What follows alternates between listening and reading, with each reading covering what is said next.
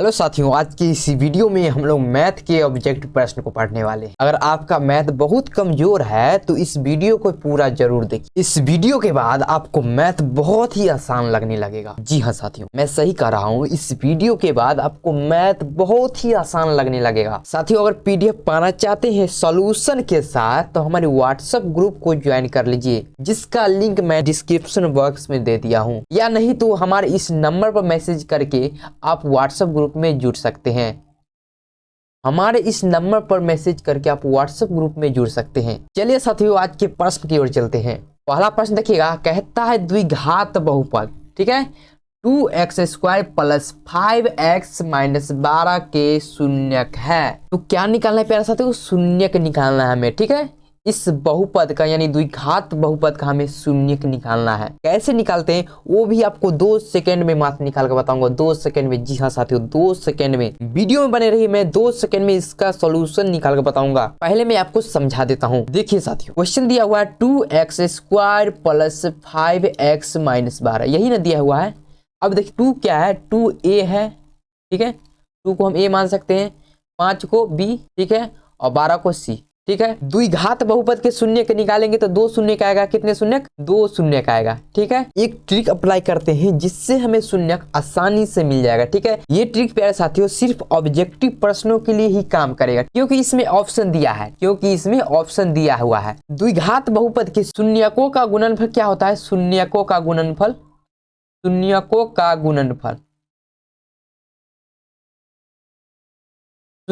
गुणनफल क्या हो जाएगा? c/a, ठीक है, c/a। अब देखिए c का मान कितना दिया हुआ है? c का मान 12 है, c का मान 12 है, 12 लिख दीजिए c का मान, ठीक है। a का मान कितना है? a का मान देखिए 2 है, a का मान 2 है, a का मान 2 है। अब देखिए c का मान -12 में, ठीक है, माइनस में है, ठीक है, -12 है, c का मान -12 है। अगर 2 से हम काटते हैं तो कितना? -6 आ जाएगा, -6 आ जाएगा। चलिए, यहाँ तक किसी को दिक्कत नहीं? दिक्कत है। अब ट्रिक क्या है, आइए अप्लाई करते हैं। हम क्या किए हैं प्यारे साथियों, शून्यकों का गुणनफल निकालें, ठीक है। तो ये भी तो शून्यक है, ये भी तो शून्यक है, ठीक है, ये भी तो शून्यक दिया हुआ है, तो इसका हम गुणनफल निकालेंगे, ठीक है। आइए निकालते हैं। 4 और 3/2 का गुणनफल कितना आ जाएगा? 2 दूना 4 यानी 6 आ जाएगा। कितना? 6 आ जाएगा, ठीक है। हमारा यहाँ शून्य का गुणनफल -6 है, यहाँ +6, ये ऑप्शन तो नहीं होगा, ये ऑप्शन तो नहीं होगा, ठीक है। अब अगला ऑप्शन देखिए तो -4 गुणे 3/2 को गुना करेंगे, 2 से 4 उड़ गया 2 बार में, ठीक है। 2 तिया 6, 2 तिया 6 माइनस में, ठीक है, माइनस लगा हुआ है, यहाँ माइनस लगा हुआ है, ठीक है। इसका गुणनफल कितना आ गया? -6 आ गया, ठीक है। और यहाँ भी इसका गुणनफल कितना आ गया? -6 आ गया। इसका मतलब हमारा यही शून्यक हो जाएगा, ठीक है। -4 और 3/2 दोनों का शून्यक बराबर आ गया ना, दोनों का शून्यक बराबर आ गया ना, इसलिए हमारा जो शून्यक होगा यही होगा, ऑप्शन बी वाला, ठीक है। -4 और 3/2, ठीक है, यही शून्यक होगा। ऑप्शन में बी जो हो जाएगा यहाँ पर राइट आंसर हो जाएगा, ठीक है। समझ में आया? अगर समझ में आया तो वीडियो को लाइक कर दीजिए, चैनल को सब्सक्राइब नहीं किया तो चैनल को सब्सक्राइब करके बेल आइकन घंटी को प्रेस कर दीजिए। चलिए अगले प्रश्नों की ओर चलते हैं। देखिए हमारा दूसरा प्रश्न ये है, ध्यान से पढ़िएगा और सॉल्व करने की कोशिश कीजिएगा आप लोग। चलिए पढ़ते हैं प्रश्न को। कहता है यदि x² प्लस 5x प्लस 8 के शून्यक अल्फा और बीटा हो तो अल्फा प्लस बीटा बराबर क्या होगा? हमारे पास बहुपद दिया गया है, उसका शून्यक अल्फा बीटा है, ठीक है। तो यानी शून्यकों का हमें योग निकालना है। क्या निकालना है? शून्यकों का योग निकालना है। बहुत ही सिंपल क्वेश्चन है, आइए सॉल्व करते हैं। देखिए इस प्रश्न का आंसर फार्मूला लगाते ही आ जाएगा। देखिए अल्फा प्लस बीटा, ये 2 शून्यक है, ठीक है, इसका योग प्लस दे दिए, इसका योग बराबर, शून्यकों का योग बराबर क्या सूत्र होता है? -b/a। समझने में कोई दिक्कत नहीं है? चलिए आगे देखते हैं। अब गुणनफल बराबर क्या सूत्र होता है? अल्फा इंटू बीटा, क्या सूत्र होता है? c/a। चलिए अब कहता है हमें अल्फा प्लस बीटा बराबर निकालने के लिए इसका मान क्या होगा? तो -b/a सूत्र है, लगा दीजिए। b कौन हो जाएगा? b हमारा 5 हो गया, ठीक है। ये जो हो जाएगा प्यारा साथियों x² का गुणांक, ठीक है, x² का गुणांक a हो जाएगा। b जो हो जाएगा x का गुणांक, ठीक है, x का गुणांक को हम b कहेंगे, जिसमें x नहीं रहेगा वो c हो जाएगा, ठीक है। वो सी हो जाएगा। अब देखिए b का मान कितना दिया हुआ है, b का मान 5 है, b का मान 5 है, लेकिन b के सामने माइनस लगा हुआ है, ठीक है, तो माइनस लगा दीजिए। अब बटे a का मान क्या होता है, x स्क्वायर का गुणांक, x स्क्वायर का गुणांक कितना है, 1 है, ठीक है, 1 लिख दीजिए। अब -5 में अगर 1 से भाग देंगे तो कितना आ जाएगा, -5 आ जाएगा, कितना आ जाएगा, -5 आ जाएगा, ठीक है। ऑप्शन हम यहाँ बी में दिख रहा है हमें -5, ये राइट आंसर हो जाएगा, ठीक है। चलिए साथियों अगले प्रश्न की ओर चलते हैं। देखिए शानदार प्रश्न आपके सामने आ चुका है। इसी तरह से आपके एग्जाम में भी प्रश्न रहेगा प्यारे साथियों, ध्यान से समझिए प्यारे साथियों, ताकि आपको कोई भी दिक्कत ना हो एग्जाम में। चलिए क्वेश्चन कहता है दो चर में एक घातीय समीकरणों के ग्राफ यदि प्रतिच्छेदी रेखाएं हो तो हलों की संख्या है, ठीक है। बहुत ही सिंपल क्वेश्चन है। देखिए हम आपको डायग्राम से समझाने की कोशिश करेंगे, आपको अच्छे से समझ में आ जाएगा। क्या कहता है, प्रतिच्छेदी रेखाएं। प्रतिच्छेदी रेखाएं का कैसा डायग्राम होता है, कुछ इस प्रकार का, ठीक है। प्रतिच्छेद यानी दो रेखाएं आपस में एक दूसरे को प्रतिच्छेद करती है, ठीक है, प्रतिच्छेदी रेखाएं, ठीक है। देखिए अगर रेखाएं प्रतिच्छेद की है तो कितना बार एक दूसरे को टच किए, एक बार टच किए, यहीं पर ना टच किए यहीं पर, तो इसका हल जो हो जाएगा 1 हो जाएगा, ठीक है, 1 हो जाएगा।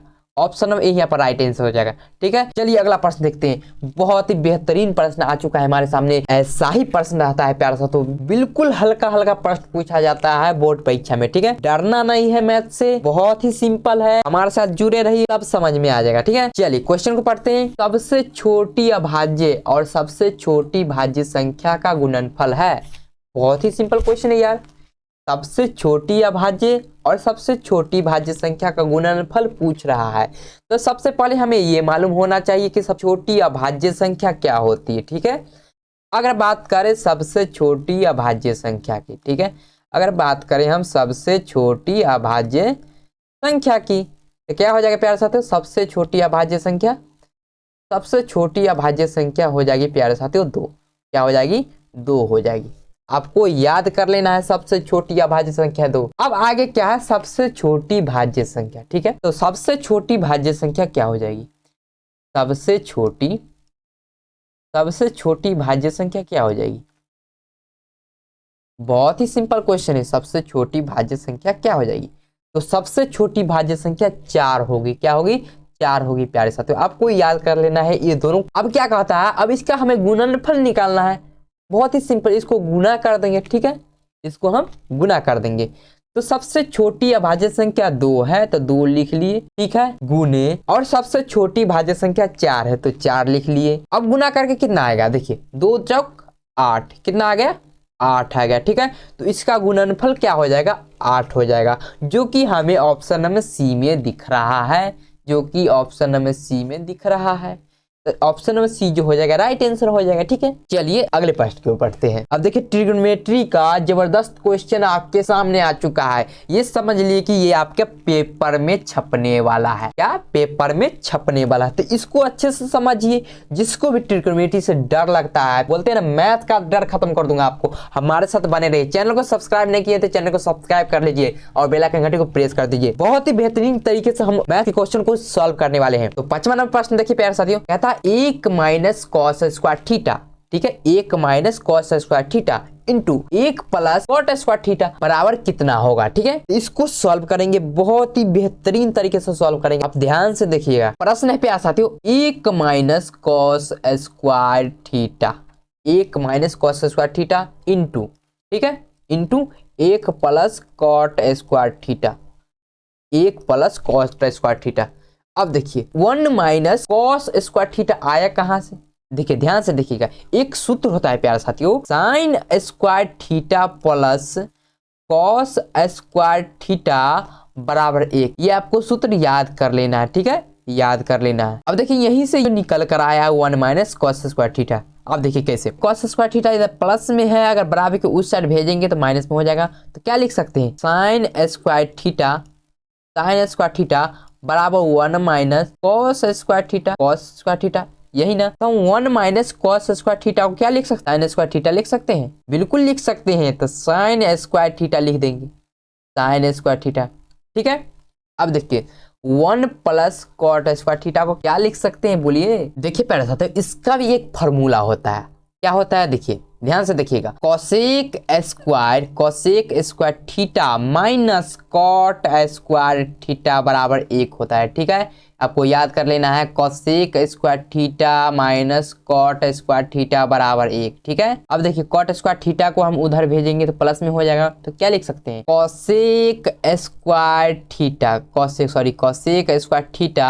बराबर क्या लिख सकते हैं, 1 प्लस कॉट स्क्वायर थीटा। ठीक है, 1 प्लस कॉट स्क्वायर थीटा के जगह हम ये लिख सकते हैं कोसेक स्क्वायर थीटा, बिल्कुल लिख सकते हैं, ये इंटू हो गया। 1 प्लस कॉट स्क्वायर थीटा को क्या लिख सकते हैं, कोसेक स्क्वायर थीटा। ठीक है, अब देखिए प्यारे साथियों, साइन स्क्वायर थीटा को साइन स्क्वायर थीटा रहने देते हैं। ठीक है, गुना का चिन्ह दे दीजिए। अब देखिए कोसेक स्क्वायर थीटा को हम लिख सकते हैं 1 sine square theta, 1 sine square. ठीक है, कैसे ये भी बताते हैं, देखिए ध्यान से देखिएगा। एक फार्मूला होता है sine theta into cosec theta, sine theta into cosec theta बराबर 1। ठीक है, अगर यहाँ पर स्क्वायर भी लगा रहेगा ना प्यारा साथियों, यहाँ पर स्क्वायर भी लगा रहेगा ना, फिर भी इसका मान 1 ही आएगा। ठीक है, इधर साइन स्क्वायर थीटा गुना में था तो बराबर के उस साइड जाएगा तो क्या हो जाएगा, बटे में चल जाएगा, तो क्या हो जाएगा, कोसेक स्क्वायर थीटा बराबर क्या हो जाएगा, 1 बटे साइन स्क्वायर थीटा नहीं हो जाएगा, बिल्कुल हो जाएगा। वही हम लिखे हैं, कोसेक स्क्वायर थीटा बराबर 1 by sine square theta. Sine square theta को साइन स्क्वायर थीटा से काट दीजिए। ठीक है,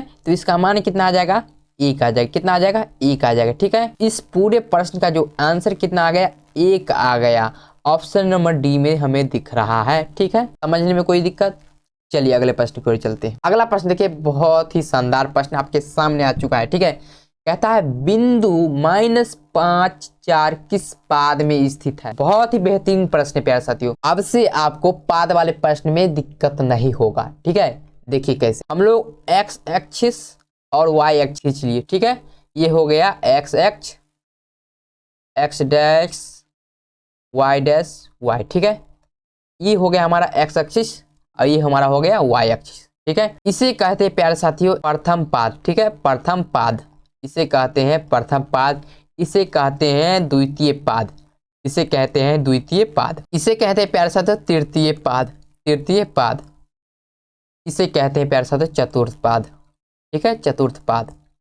अब देखिए प्यारे साथियों, ये हो गया हमारा मूल बिंदु, ये हमारा मूल बिंदु हो गया। ठीक है, मूल बिंदु के दाईं तरफ पॉजिटिव संख्या होती है। ठीक है, पॉजिटिव संख्या होती है, बाएं तरफ निगेटिव संख्या होती है। ठीक है, बाएं तरफ निगेटिव संख्या होती है। मूल बिंदु से ऊपर जाएंगे तो संख्या पॉजिटिव में होगा प्यारे साथियों, पॉजिटिव में होगा। अब मूल बिंदु से नीचे आएंगे तो संख्या निगेटिव में होगा।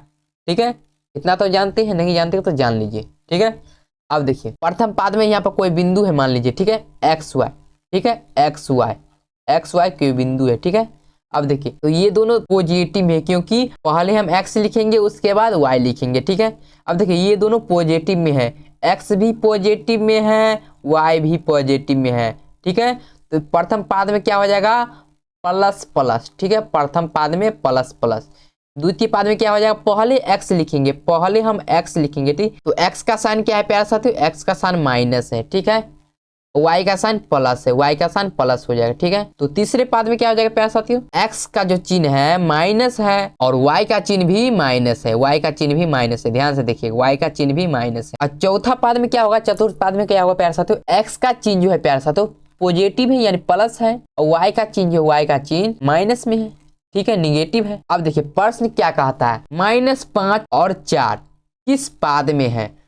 देखिए तो पहले क्या होता है, पहले x होता है बाद में y होता है। ठीक है, पहले x होता है बाद में y होता है, x के साथ माइनस लगा हुआ है। ठीक है, x के साथ माइनस लगा हुआ है। अब देखिए तो कौन सा पाद में x के साथ माइनस है। ठीक है, x के साथ माइनस है दूसरा पाद और तीसरा पाद में, दूसरा पाद और तीसरा पाद में। ठीक है, अब देखिए तो y क्या है, y है पॉजिटिव, y है पॉजिटिव। ठीक है, y है पॉजिटिव यानी प्लस का चिन्ह, तो प्लस का चिन्ह तो दूसरा में ही है, तीसरा में नहीं है। तीसरा में देखिए तो माइनस है, तीसरा में देखिए तो माइनस है, प्लस का साइन तो दूसरा में ही है।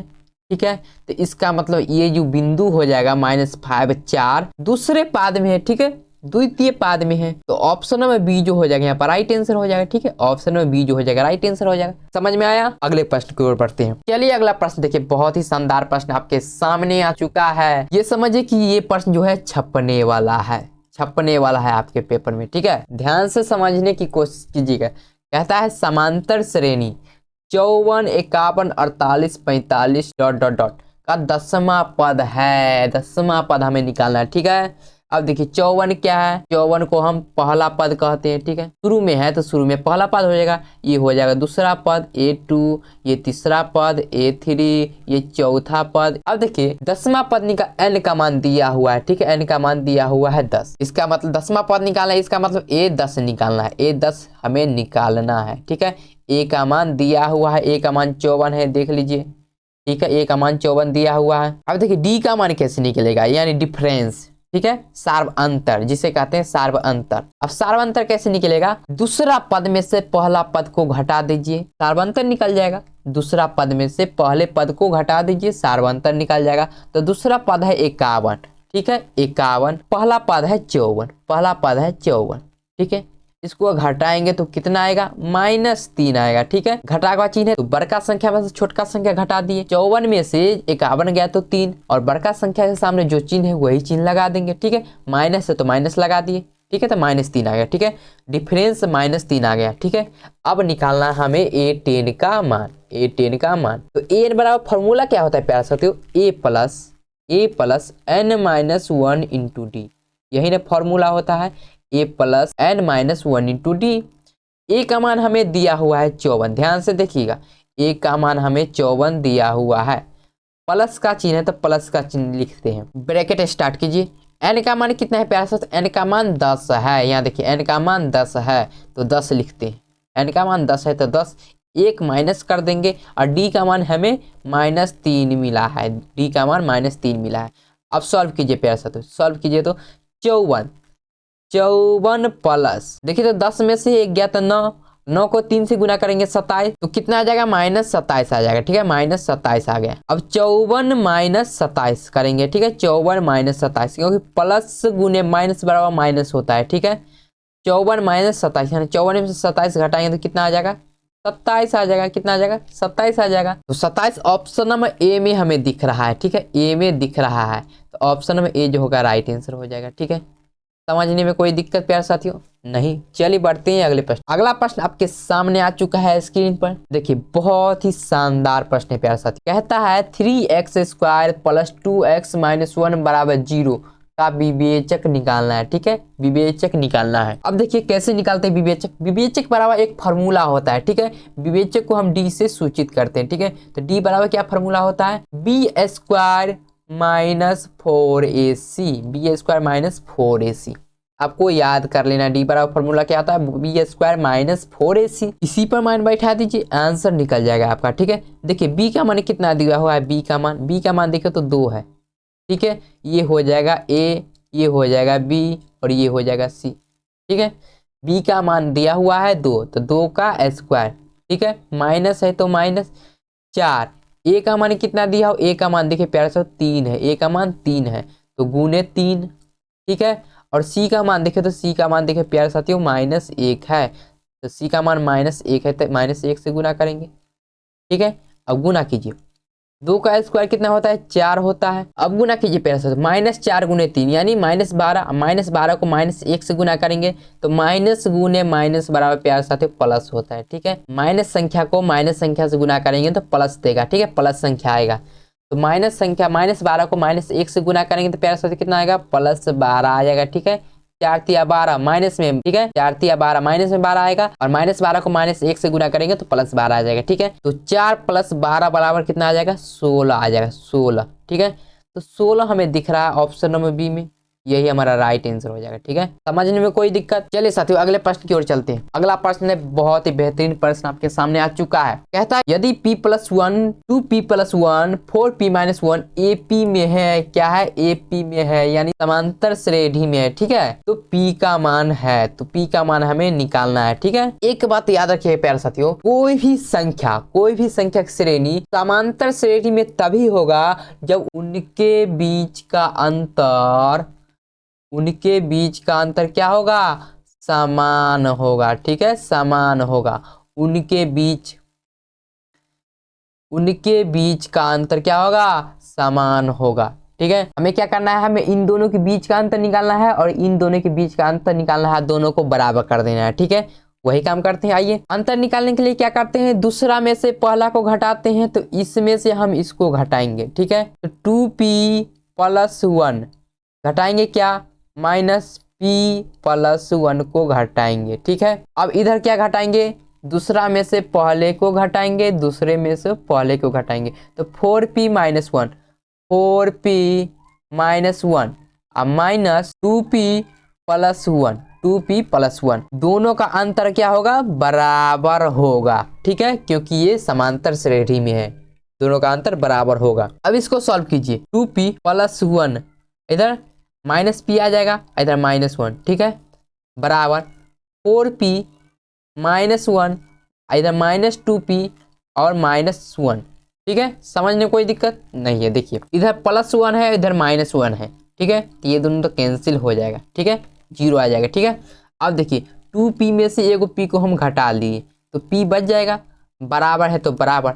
अब देखिए इधर -1 और इधर -2 हो जाएगा, और 4p में से 2p को हम घटा लेंगे तो 2p आ जाएगा, 4p में से 2p को घटा लिए तो 2p आ जाएगा, -1 बराबर कितना होगा, -2। अब क्या करेंगे, p वाला संख्या को एक साइड रखेंगे और बिना p वाले को एक साइड रखेंगे। इधर +2p है तो इधर आएगा तो -2p हो जाएगा, ठीक है, अब बराबर -2। अब सॉल्व कीजिए तो 2p में से एक p गया तो p बचेगा, लेकिन बड़का संख्या के सामने माइनस है तो माइनस दे दिए, ठीक है। अब बराबर कितना हो जाएगा, -2, माइनस से माइनस काट दीजिए, ठीक है, माइनस से माइनस काट दीजिए, तो p बराबर कितना निकल गया, p बराबर हमें निकल गया 2 निकल गया, कितना निकल गया, 2 निकल गया। ऑप्शन नंबर बी में हमें दिख रहा है, ठीक है, यही p का मान हमें 2 आ गया, ठीक है, यही हमारा राइट आंसर हो जाएगा, ठीक है, यही हमारा राइट आंसर हो जाएगा। चलिए साथियों अगले प्रश्न की ओर चलते हैं। अगला प्रश्न देखिए बहुत ही शानदार प्रश्न है, कहता है समांतर श्रेणी 1, 4, 7, 10 का कौन सा पद 88 होगा। कहता है कौन सा पद जो होगा, कौन सा पद 88 होगा, यानी हमें n का मान निकालना है, ठीक है। कौन सा पद कहता है, कौन सा पद 88 होगा, n का मान निकालना है, ठीक है। an का मान हमें दिया हुआ है, an का मान दिया हुआ है, कितना है, 88 है, an का मान दिया हुआ 88 है, ठीक है। a का मान कितना है, यानी पहला पद कितना है, पहला पद देखिए तो पहला पद है 1, पहला पद 1 है, ठीक है। सर्वांतर कितना हो जाएगा, प्यार से सर्वांतर हो जाएगा, दूसरा पद में से पहला पद को घटा लिए तो 4 में से 1 गया तो 3, ठीक है, तो सर्वांतर कितना आ जाएगा, 3 आ जाएगा, ठीक है। अब हमें फॉर्मूला अप्लाई कर देना, आंसर बिल्कुल निकल जाएगा। an बराबर फॉर्मूला क्या होता है, a+n-1 × d, यही ना फॉर्मूला होता है, बिल्कुल होता है, ठीक है। an का मान देखिए, an का मान 88 दिया हुआ है, 88 लिख दीजिए, बराबर a का मान कितना दिया हुआ है, 1 दिया हुआ है, 1 दिया हुआ है, ध्यान से देखिए 1 दिया हुआ है, प्लस है तो प्लस, अब n के जगह तो n ही लिख देंगे क्योंकि n का मान नहीं मालूम है, हमें n का मान निकालना है, ठीक है। -1 d का मान हमें मालूम है 3 है, ठीक है। अब देखिए 88 प्लस में 1 है, इधर आएगा तो माइनस में आ जाएगा, -1 बराबर n-1 × 3, ठीक है। 88 में से 1 गया तो 87, 88 में से 1 गया तो 87 बराबर n-1 × 3। अब देखिए 3 इधर गुना में है, बराबर के इस साइड आएगा तो भाग में आ जाएगा, तो 87/3, ठीक है, बराबर n-1, ठीक है। अब इसको काटिए, ठीक है, काटिए तो कितना आ जाएगा, 29 आ जाएगा, काटने पर कितना आ जाएगा, 29 आ जाएगा, ठीक है। तो 29 बराबर n-1, ठीक है, n-1, तो 29 प्लस 1 बराबर n, तो n का मान कितना निकल गया प्यार से, तो n का मान 30 आ गया, n का मान कितना आ गया, n का मान 30 आ गया, ऑप्शन नंबर सी में है, ठीक है, ऑप्शन नंबर सी में है। समझ में आया प्यार साथियों, कैसा लगा वीडियो, अगर अच्छा लगा तो वीडियो को लाइक और कमेंट करना ना भूलिएगा, ठीक है। अगर चैनल को सब्सक्राइब नहीं किया तो चैनल को भी सब्सक्राइब कर लीजिए, बेल आइकन घंटी को प्रेस कर लीजिएगा और अपने दोस्तों में शेयर करना इसे ना भूलिएगा, बिल्कुल भी ना भूलिएगा, ठीक है साथियों। मिलते हैं नेक्स्ट वीडियो में, तब तक के लिए जय हिंद, जय भारत।